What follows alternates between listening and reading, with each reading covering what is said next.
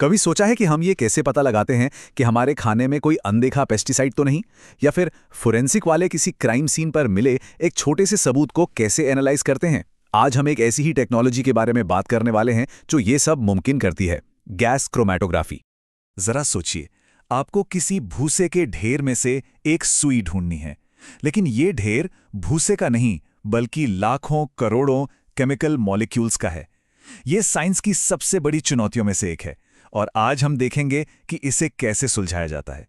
चलिए इसको अपनी रोजमर्रा की जिंदगी से जोड़कर देखते हैं। हम जो खाना खाते हैं वो सेफ है या नहीं, ये कैसे पता चलेगा? उसमें मौजूद पेस्टिसाइड्स या कोई और नुकसानदेह चीज तो हमें आंखों से दिखती नहीं। यहीं पर हमें उन छोटे छोटे मॉलिक्यूल्स की जांच करनी पड़ती है जिनसे हमारा खाना बना है। तो सबसे बड़ा सवाल यही उठता है, किसी मिक्सचर में आखिर है क्या?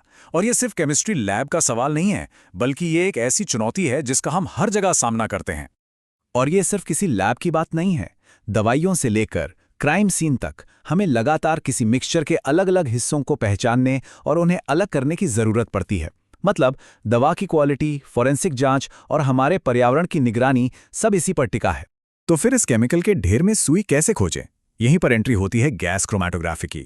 इससे मॉलिक्यूल्स के लिए एक रेस की तरह सोचिए, जहां हर मॉलिक्यूल को उसकी पहचान के आधार पर अलग अलग कर दिया जाता है। तो ये गैस क्रोमैटोग्राफी, या जिसे शॉर्ट में जीसी कहते हैं, आखिर है क्या? देखिए, ये एक एनालिटिकल टेक्निक है जो किसी मिक्सचर में मौजूद कंपाउंड्स को अलग करती है। पर इसकी दो शर्तें हैं। पहली, सैंपल को आसानी से भाप में, मतलब गैस में बदला जा सके, और दूसरी, वो गर्म होने पर खराब ना हो। इसे समझने का सबसे आसान तरीका है एक रेस की तरह सोचना। ये एक ऐसी रेस है जहां हर मॉलिक्यूल अपनी अलग स्पीड से भागता है। कौन कितना तेज भागेगा, ये इस बात पर डिपेंड करता है कि वो रास्ते में आने वाली रुकावटों से कितना डिस्ट्रैक्ट होता है। इस पूरी जीसी प्रक्रिया को, इस रेस को हम 3 आसान हिस्सों में बांट सकते हैं। पहला है इंजेक्शन, यानी हमारी स्टार्टिंग लाइन। दूसरा है सेपरेशन, यानी बाधाओं वाला रेस ट्रैक। और तीसरा है डिटेक्शन, यानी कि फिनिश लाइन। तो चलिए अब मशीन के अंदर झांकते हैं और देखते हैं कि ये मॉलिक्यूल्स की रेस असल में होती कैसे है। सबसे पहले हमारा जो सैंपल है उसे भाप में बदलकर आगे ले जाने का काम करती है एक कैरियर गैस। ये एक इनर्ट गैस होती है, मतलब ये सैंपल के साथ कोई रिएक्शन नहीं करती। इसका बस एक ही काम है, सैंपल को धक्का देकर पूरे सिस्टम से गुजारना।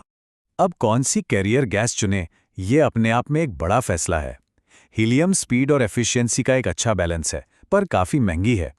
हाइड्रोजन से सबसे तेज एनालिसिस होता है, लेकिन वो ज्वलनशील है, तो रिस्क है। और नाइट्रोजन, वो सबसे बढ़िया सेपरेशन देती है और सस्ती भी है, पर बहुत धीमी है। तो चुनाव इस पर होता है कि लैब की ज़रूरत क्या है, स्पीड, पैसा या सेफ्टी। असली रेस होती है एक कॉलम के अंदर। ये एक लंबी पतली सी ट्यूब होती है जिसके अंदर एक खास तरह की कोटिंग होती है। यही वो रेस ट्रैक है, वो बाधा कोर्स है, जहां सारे मॉलिक्यूल्स एक दूसरे से अलग होते हैं।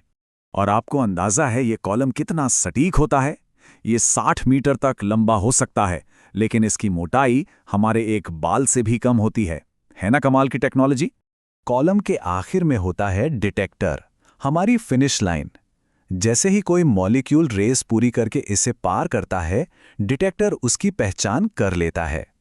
सबसे कॉमन डिटेक्टर्स में से एक है फ्लेम आयोनाइजेशन डिटेक्टर, यानी FID। ठीक है, रेस तो हो गई, सारे मॉलिक्यूल्स फिनिश लाइन पार कर चुके हैं। पर अब इन नतीजों का मतलब क्या है? चलिए इसे समझते हैं। नतीजे हमें मिलते हैं एक क्रोमैटोग्राम की शक्ल में। यह बस एक ग्राफ है जो हमें उस मॉलिक्यूलर रेस का पूरा रिजल्ट दिखाता है। इसमें हर अलग हुए कंपाउंड के लिए एक पीक, यानी एक चोटी दिखाई देती है। इस ग्राफ को पढ़ना बहुत ही आसान है। देखिए, जो नीचे वाली लाइन है एक्स एक्सिस, वो बताती है रिटेंशन टाइम, मतलब किस मॉलिक्यूल ने रेस कितने टाइम में पूरी की। इससे हमें पता चलता है कि वो चीज़ क्या है। और जो खड़ी लाइन है वाई एक्सिस, वो पीक की ऊंचाई से बताती है कि वो चीज़ कितनी मात्रा में है। पीक जितनी ऊंची, मात्रा उतनी ज्यादा। सिंपल।